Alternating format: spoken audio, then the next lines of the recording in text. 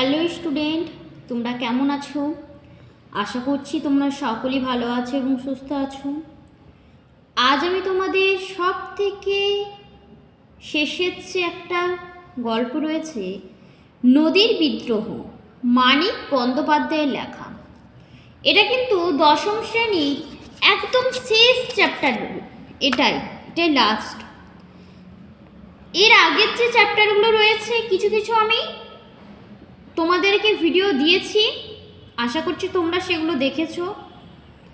যেমন বহুরূপী, জ্ঞানচক্ষু, অসুখে একজন, অদল বদল, এই সমস্ত ভিডিও আমি কিন্তু তোমাদের সাথে শেয়ার করেছি, তোমাদেরকে লাইন ধরে পড়িয়েছি। আর তোমরা যারা এখনও না দেখে থাকো তাহলে তোমরা অবশ্যই কিন্তু একবার গিয়ে দেখে নেবে, তোমাদের অনেক কাজে লাগবে। আজ আমি পড়াবো নদীর বিদ্রোহ, মানিক বন্দ্যোপাধ্যায়। মানিক বন্দ্যোপাধ্যায় সম্পর্কে একটু আমরা জেনে নেব। ওনার জন্ম হচ্ছে ঝাড়খণ্ড রাজ্যের দুমকায় 1908 খ্রিস্টাব্দে 29শে মে। মানিক বন্দ্যোপাধ্যায়ের কিন্তু প্রকৃত নাম কি, এই একটা প্রশ্ন যেটা এমসিকিউতে অনেক ক্ষেত্রে দিয়ে থাকে, সেটা হচ্ছে তোমরা লিখবে প্রবোধ কুমার বন্দ্যোপাধ্যায়। আর এই যে নদীর বিদ্রোহ লিখেছেন মানিক বন্দ্যোপাধ্যায়, এটি কোন মানে এই যে ছোট গল্পটি, এটার উৎস কি না, এর উৎস হচ্ছে সরীসৃপ। এই যেগুলো বললাম না সরীসৃপের, এগুলো একটা আমাদের একটা সেমিস্টারে কলেজে ছিল। সত্যি ওনার যে গল্পগুলো, মানিক বন্দ্যোপাধ্যায়ের যে গল্পগুলো অসংখ্য ভালো, মানে কি বলবো তোমাদের। আশা করছি এই গল্পটাও তোমাদের খুব ভালো লাগবে। চলো দেখি কীরকম গল্প। আর তোমাদেরকে আমি সকলকেই অসংখ্য ধন্যবাদ জানাবো। আমার 10,000 সাবস্ক্রাইবার পূর্ণ হয়েছে, তার জন্য তোমরা পাশে আছো বলেই আমি হয়তো মানে ভিডিও দেবার এনার্জি পাই, এবং তোমাদের জন্যই হয়তো এত দূর এগিয়েছি। আর আমি আশা করছি যে আমি আরও অনেক দূর যেতে পারবো। তো তোমরা অবশ্যই আমার পাশে থাকবে, তোমাদের ছাড়া কিন্তু আমি পারবো না। তোমরা যদি আমার পাশে না থাকো আমি কিন্তু জানি না কত দূর যেতে পারবো তোমাদের ছাড়া। তাই তোমরা আমার পাশে থেকো, আর তোমরা কিন্তু অবশ্যই আমাকে জানাবে তোমাদের কীরকম ভিডিও চাই। চলো আজ আমি গল্পটি তোমাদের, এই গল্পটির লাইন ধরে বুঝিয়ে মানে সহ পড়া হচ্ছে। 4:45 প্যাসেঞ্জার ট্রেনটিকে রওনা করিয়ায় দিয়া নদের চাঁদ নূতন সহকারীকে ডাকিয়া বলিল, আমি চললাম হে। কটা বাজছে? 4:45। সেই প্যাসেঞ্জার যে ট্রেন, সেই প্যাসেঞ্জার ট্রেনটি কিন্তু স্টার্ট করে দিয়েছে, চালু করে দিয়েছে। সেটি নদের চাঁদ। এখানে দেখো একটা ক্যারেক্টার আমরা পেয়েছি, নদের চাঁদ। নতুন যে সহকারী তাকে ডাক দিয়ে বলছে যে আমি চললাম। কোথায় চললেন চলো দেখে নিই।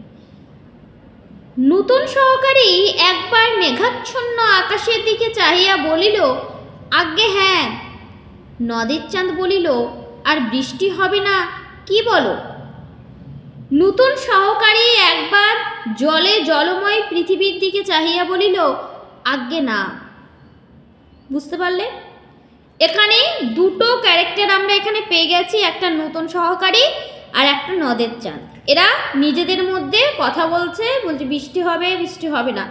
পৃথিবীর দিকে তাকিয়ে কিন্তু উনি বলছেন যে বৃষ্টি এখন হবে না। তারপরে দেখো ভেতরে যেই যাব সে আমরা বিস্তারিতভাবে সমস্তটা জানতে পারবো। চলো। নদের চাঁদ লাইন ধরিয়া 1 মাইল দূরে নদীর উপরকার ব্রিজের দিকে হাঁটিতে লাগিল। 5 দিন অবিরত বৃষ্টি হইয়া আজ এই বিকালের দিকে বর্ষণ থামিয়াছে। অর্থাৎ 5 দিন কিন্তু একই রকমভাবে বৃষ্টি পড়েই যাচ্ছিল। আজ একটু কিন্তু বৃষ্টিটা থেমেছে।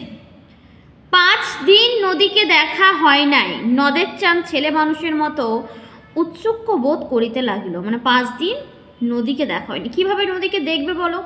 এত বৃষ্টিতে তো নদী ভেসে আছে। আকাশে যেমন মেঘ করিয়া আছে, হয়তো আবার কিছুক্ষণের মধ্যেই প্রবল ধারায় বর্ষণ শুরু হইয়া যাইবে। মানে আকাশে কিন্তু মেঘ করেছে যেভাবে, আবার কিন্তু বৃষ্টি শুরু হবার সম্ভাবনা রয়েছে।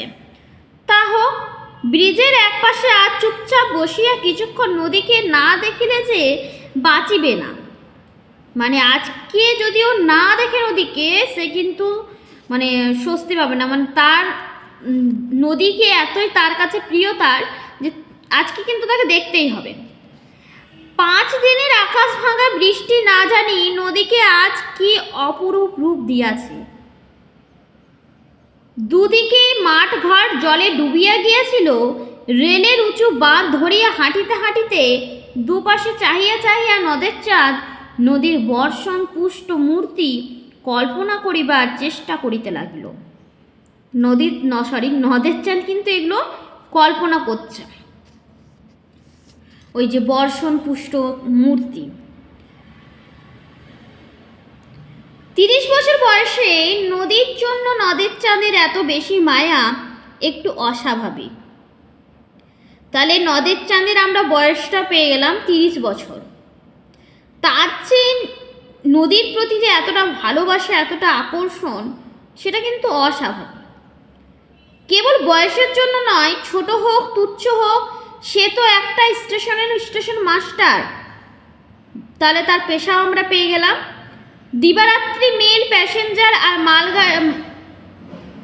মালগাড়িগুলির তীব্র বেগে ছুটাছুটি নিয়ন্ত্রণ করিবার দায়িত্ব যাহাদের, সেও তো তাহাদের একজন। নদীর জন্য এমনভাবে পাগলা হওয়া কি তার সাজে? নদের চাঁদ সব বোঝে, নিজেকে কেবল বুঝাইতে পারে না। নিজের এই পাগলামিতে যে যেন আনন্দই উপভোগ করে। এই কথাগুলো কে বলছে বলতে? কথাগুলো কিন্তু লেখক নিজে বলছেন।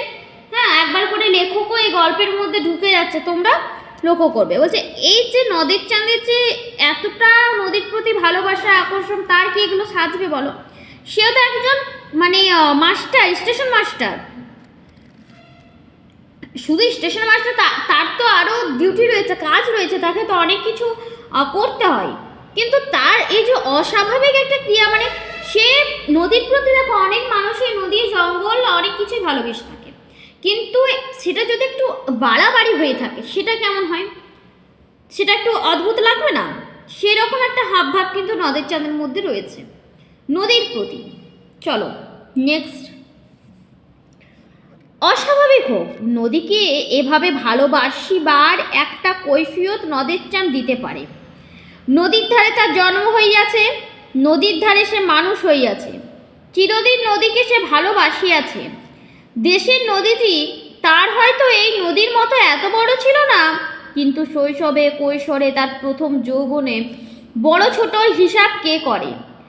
দেশের সেই ক্ষীণ শ্রোতা নির্জীব নদীটি অসুস্থ দুর্বল আত্মীয়তার মতোই তার মমতা পাইয়াছিল।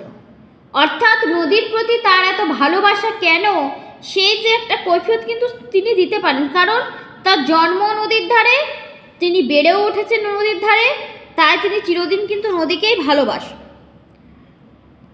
আর যিনি যখন গ্রামে থাকতো তখন সেই নদীটি এতটা বড় ছিল না, দেশের নদীটি, কিন্তু এই যে নদীটি দেখছে এখন সেটা হতো অনেক বড়। দেশের সেই ক্ষীণস্রোতা নির্জীব নদীটি অসুস্থ দুর্বল আত্মীয়ের মতোই কিন্তু মমতা। সেই যে দুর্বল অসুস্থ কেন বলা হয়েছে বলো তো? নদীটির প্রতি হয়তো সেরকম নদীটিতে জল ছিল না, বা নদীটি সেরকম বড় নয়, হ্যাঁ, ডোবার মতো একটা নদী হতে পারে, তাই এই কথাগুলো কিন্তু বলেছে। বড় হইয়া একবার অনাবৃষ্টির বছরে নদীর ক্ষীণ স্রোতধারা প্রায় শুকাইয়া যাইবার উপক্রম করিয়াছে দেখিয়া সে প্রায় কাঁদিয়াই ফেলিয়াছিল। দুরারোগ্য ব্যাধিতে ভুগিতে ভুগিতে পরমাত্মীয়রা মরিয়া যাওয়ার উপক্রম করিলে মানুষ যেমন কাঁদে, কতটা ভালোবাসা নদীর প্রতি। দেখো, জল ছিল না একবার, অনাবৃষ্টি, অর্থাৎ বৃষ্টি নেই, ক্ষীণ যে স্রোতধারা সেটা শুকিয়ে গিয়েছে সব কিছু। পথ ঘাট শুকিয়ে গেলে তো নদীও শুকিয়ে যাবে, জল নেই।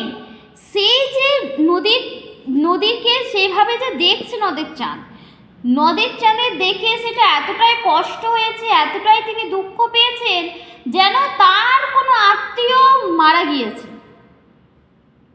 সেরকম একটা ব্যাধিতে, রোগে ভুগছেন, কেঁদেই ফেলেছিল। কি বলবে, এতটা ভালোবাসা মানে নদের চাঁদের নদীর প্রতি। চলো নেক্সট দেখি। ব্রিজের কাছাকাছি আসিয়া প্রথমবার নদীর দিকে দৃষ্টিপাত করিয়াই নদের চাঁদ স্তম্ভিত হইয়া গেল। 5 দিন আগেও বর্ষার জলে পরিপুষ্ট নদীর পঙ্কিল জলস্রোতে সে চাঞ্চল্য দেখিয়া গিয়াছে, কিন্তু সে চাঞ্চল্য যেন ছিল পরিপূর্ণতার আনন্দের প্রকাশ। আজ যেন সেই নদী খেপিয়া গিয়াছে, গাঢ়তর পঙ্কিল জল ফুলিয়া ফাঁপিয়া ফেনোচ্ছ্বাসিতা হইয়া ছুটিয়া চলিয়াছে। এতক্ষণ নদের চাঁদ একটি সংকীর্ণ ক্ষীণ স্রোতা নদীর কথা ভাবিতেছিল, মানে এতক্ষণ ক্ষীণ স্রোত অর্থাৎ জল নেই সেরকম স্রোতের নদীর কথা তিনি ভাবছিলেন। তার 4 বছরের চেনা এই নদীর মূর্তিকে তাই যেন আরও বেশি ভয়ঙ্কর, আরও বেশি অপরিচিত মনে হইল। কারণ বলো তো অপরিচিত কেন মনে করছেন? কারণ নদী জলে ভরে উঠেছে, ফুলে উঠেছে, ফেপে উঠেছে। হ্যাঁ, মানে এতটা জল নদীর মধ্যে তিনি কখনোই দেখেননি। শুকনো নদী দেখে অভ্যস্ত আর কি। চলো, ব্রিজের মাঝামাঝি ইট, সুরকি আর সিমেন্টে গাঁথা ধারকি স্তম্ভের শেষ প্রান্তে বসিয়াছে প্রতিদিন নদীকে দেখে। কোথায় বসে সে নদীকে দেখে তোমরা আন্ডারলাইন করবে। আজও সে সেইখানে গিয়ে বসিল। নদীর স্রোত ব্রিজের এই দিকে ধারকি স্তম্ভগুলিতে বাধা পাইয়া ফেনিল আবর্তন রচনা করিতেছে। এত উঁচুতে জল উঠিয়া আসিয়াছে যে মনে হয় ইচ্ছা করিলে বুঝি হাত বাড়াইয়া স্পর্শ করা যায়। নদের চাঁদ ভারী আমোদ বোধ করিতে লাগলো। আমোদ অর্থাৎ আনন্দ, খুশি। পকেট খুঁজিয়া পুরাতন একটি চিঠি বাহির করিয়া সে স্রোতের মধ্যে ছড়িয়া দিল। চোখের পলকে কোথায় যে অদৃশ্য হইয়া গেল চিঠিখানা। উন্মত্ততার জন্য জলপ্রবাহকে আজ তাহার জীবন্ত মনে হইতেছিল। তার সঙ্গে খেলার যোগ দিয়ে চিঠিখানা যেন তাড়াতাড়ি লুকাইয়া ফেলিয়াছে। দেখো নদের চাঁদ কি করছে বলতো, নদীর ধারে ওপরে একটু বসে আছে, তার মনে হচ্ছে এতটা স্রোত, অর্থাৎ দেখবে যখন কোনো সমুদ্র আমরা ঘুরতে যাই, সে পুরী বলো বা দীঘাতে সেরকম থাকে না, কিন্তু পুরীতেই থাকে। পুরীর এক্সাম্পলটা দিচ্ছি তোমাদের। তো দেখবে স্রোতটা যখন আসে আমাদের দিকে ভেব, তখন মনে হবে মানে অনেক উঁচুতে আসে। আমরা যদি অনেক উপরে বসে থাকি বা বর্ষাকালে যখন দীঘাতে দেখা যায় বন্যা ভাসে অনেকে ভেসে চলে যাচ্ছে অনেক মানুষ, তো মানে রাস্তা পর্যন্ত জল উঠে আসে। সেরকম নদের চাঁদও কিন্তু অনেক ওপরে বসে আছেন এবং তিনি ভাবছেন হয়তো আমি হাত নাগালেই কিন্তু জলটা পেয়ে যাব।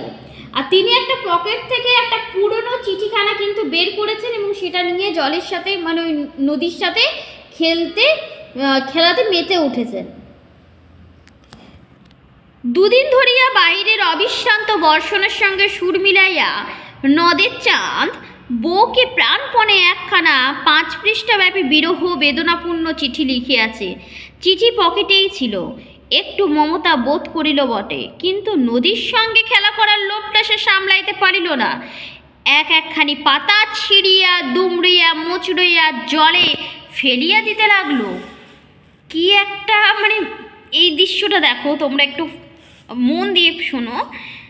একটা চিঠি উনি লিখেছিলেন ওনার স্ত্রীর জন্য, যেটাতে অনেক বেদনা, অনেক দুঃখ, অনেক কষ্টর কথা লেখা ছিল, কিন্তু পকেটেই ছিল সেটা। কিন্তু সেই নদীর সাথে যে একটা খেলা করার যে একটা আনন্দ, সেটা তিনি মিস করতে চাননি। সেটা তার জন্য তিনি সেই কাগজটা, সেই লেটারটা, চিঠিটা বের করে টুকরো টুকরো হয়ে কেটে কেটে নদীর সঙ্গে খেলাতে মেতে উঠেছেন। কীরকম একটা মানসিকতা ভাবো, এতটা নদীর প্রতি তার টান, তার ভালোবাসা। চলো, আমার নেক্সট পেজে একটু অন্য কিছু লেখা রয়েছে, যার জন্য এটা এরকম একটু ছাপটা উঠেছে। চলো দেখা যাক। তারপর নামিল বৃষ্টি, সে কি মুষলধারায় বর্ষণ। ঘণ্টা 3 বিশ্রাম করিয়া মেঘের যেন নূতন শক্তি সঞ্চিত হইয়াছে। মানে 3 ঘন্টা কোনো বৃষ্টি হয়নি, 3 ঘন্টা থেমেছিল বৃষ্টি, তারপরে আবার এমন বৃষ্টি শুরু হয়েছে যেমন আরও বেশি শক্তিশালী হয়ে উঠেছে। নদের চাঁদ বসিয়া বসিয়া ভিজিতে লাগিল, উঠিল না। নদী হইতে একটা অশ্রুতপূর্ব শব্দ উঠিতেছিল, তার সঙ্গে বৃষ্টির ঝমঝম শব্দ মিশিয়া হঠাৎ এমন একটা সঙ্গত সৃষ্টি করিয়াছে যে নদের চাঁদের মন হইতে ছেলে মানুষই আমোদ মিলাইয়া গেল। তার মনে হইতে লাগিল এই ভীষণ মধুর শব্দ শুনিতে শুনিতে সর্বাঙ্গ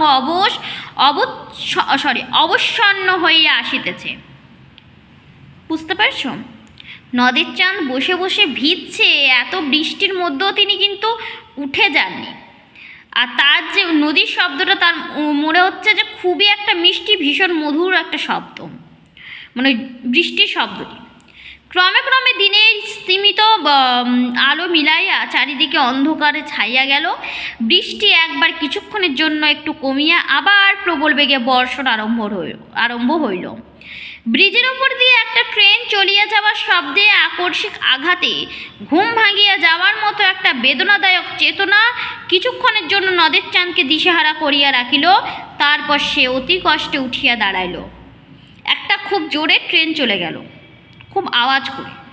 মানে তিনি যেমন ঘুমোচ্ছিলেন, মানুষ দেখবে ঘুম থেকে আচমকা যদি তাকে ওঠানো হয়, একটা মানে হঠাৎ করে যদি উঠিয়ে দেওয়া হয়, একটু মানে কি বলবো, আঘাত লেগে যায়, কেমন একটা ভয়ও লেগে যায়, কী হলো মানে হঠাৎ করে মানুষকে ঘুম ভাঙিয়ে দিলে কেমন হয় ফিল, সেরকম কিন্তু নদের চাঁদের হয়েছে। কিন্তু নদের চাঁদ ঘুমোননি, তিনি কিন্তু এত গভীরে কিছু ভাবছিলেন, এত গভীরে নদীকে দেখছিলেন, এত গভীরে নদীর সাথে খেলা করছিলেন। তাই সেই জায়গা থেকে নদের চাঁদকে হঠাৎ করে একটা ট্রেন চলে গিয়ে সে আওয়াজে তিনি উঠে গিয়েছেন, সে দিশেহারা করে দিয়েছিল। তারপরে অতি কষ্টে একটু দাঁড়িয়েছেন তিনি। বড় ভয় করিতে লাগলো নদের চাঁদের।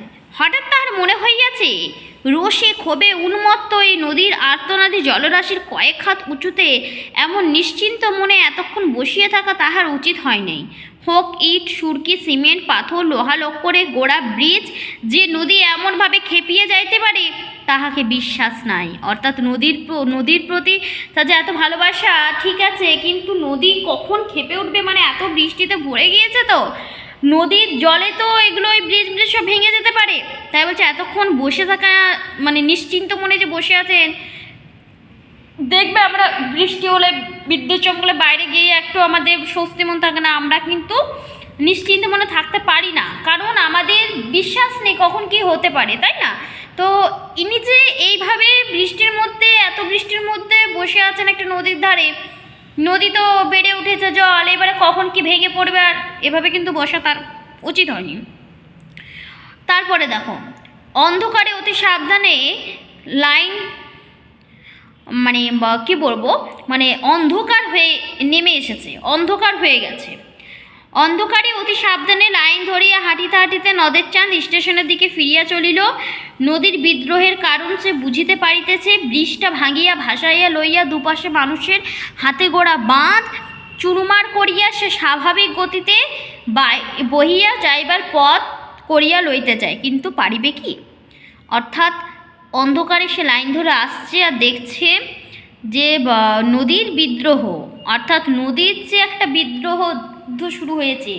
কিভাবে যুদ্ধ শুরু হলো? ওই যে জল বেড়ে উঠেছে, তা ব্রিজ ভেঙে গিয়েছে, সেটা কিন্তু ভাসিয়ে নিয়ে যাচ্ছে, কারণ নদীর তো জায়গা চাইছে জলটা যাবার, স্বাভাবিক ব্যাপার তো সেটা কিন্তু নদের চাঁদ বুঝতে পারছে যে কেন এগুলো সব ভেঙে গিয়েছে, কারণ তার জল পেরোবার রাস্তা নেই।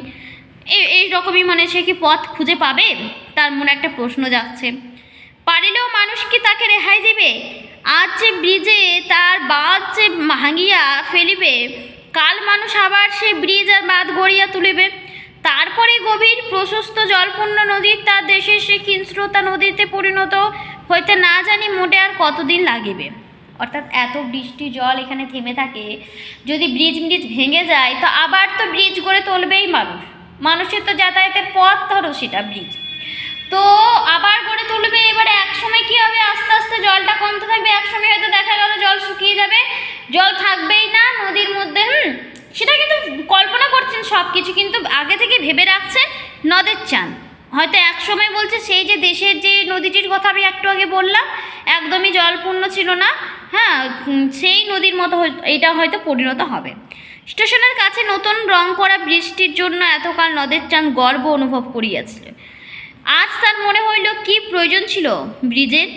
বোধহয় এই প্রশ্নের জবাব দিবার জন্যই পিছন হইতে 7 নাম্বার ডাউন প্যাসেঞ্জার ট্রেনটি নদের চাঁদকে পিষিয়া দিয়া চলিয়া গেল ছোট স্টেশনটির দিকে। নদের চাঁদ 4 বছর যেখানে স্টেশন মাস্টারি করিয়াছে এবং বন্দি নদীকে ভালোবাসিয়াছে। শেষ লাইনটি একটু দুঃখের, একটু বেদনার, কারণ নদের চাঁদ কিন্তু শেষ সময় মারা যাচ্ছেন এবং কিভাবে মারা যাচ্ছেন দেখো, তার মনে একটা প্রশ্ন জেগেছিল যে কী দরকার ছিল এই ব্রিজের।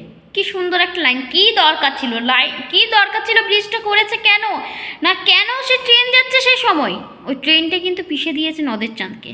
কত নাম্বার ডাউন প্যাসেঞ্জার ট্রেন তোমরা অবশ্যই নোট করবে, 7 নম্বর। খুব ভালো ইম্পর্টেন্ট একটা প্রশ্ন এটা। আর যেখানে সে স্টেশন মাস্টার করিয়াছে সেই যে বন্দি নদীকে ভালোবেসেছে সে জায়গায় কিন্তু সে একসময় মারাও যাচ্ছে। এই দেখো মানিক বন্দ্যোপাধ্যায় সম্পর্কিত 2-4 লাইন তোমরা একটু পড়ে নেবে। প্রবোধ কুমার বন্দ্যোপাধ্যায় প্রকৃত নাম, আর এমনি ডাক নাম কিন্তু মানিক। তিনি তার প্রথম যে গল্প তিনি লিখেছে সেটা হচ্ছে অতসী মামা। তো আশা করছি তোমরা এই গল্পটি মানে সহ ভালোভাবে বুঝতে পারলে। অস্ত্রের বিরুদ্ধে কী কী চ্যাপ্টার আছে তোমাদের একটু কমেন্টে আমাকে জানাবে। তো আমি নিজেও ঠিকভাবে জানি না কী কী চ্যাপ্টার রয়েছে, তোমাদের কিছু কিছু জানি। তো কী কী চ্যাপ্টার রয়েছে কমেন্টে জানাবে। আর আজকের ভিডিওটা তোমাদের কেমন লাগলো সেটা অবশ্যই জানাবে। আমার আজকের ভিডিওটা এই পর্যন্ত থাকলো। তোমরা ভালো থাকবে, সুস্থ থাকবে, সাবধানে থাকবে। আর আমাকে অবশ্যই কমেন্ট করতে ভুলবে না যে তোমরা পড়ানোটা ঠিকঠাকভাবে বুঝেছো কি না। না বুঝে থাকলে আমি আবার তোমাদের সাথে শেয়ার করব। আর কোয়েশ্চেন আনসারের যদি দরকার পড়ে তাহলে অবশ্যই আমাকে একটা কমেন্ট করবে, আমি চেষ্টা করব কোয়েশ্চেন আনসার যেগুলো ইম্পর্টেন্ট সেগুলো দেওয়ার।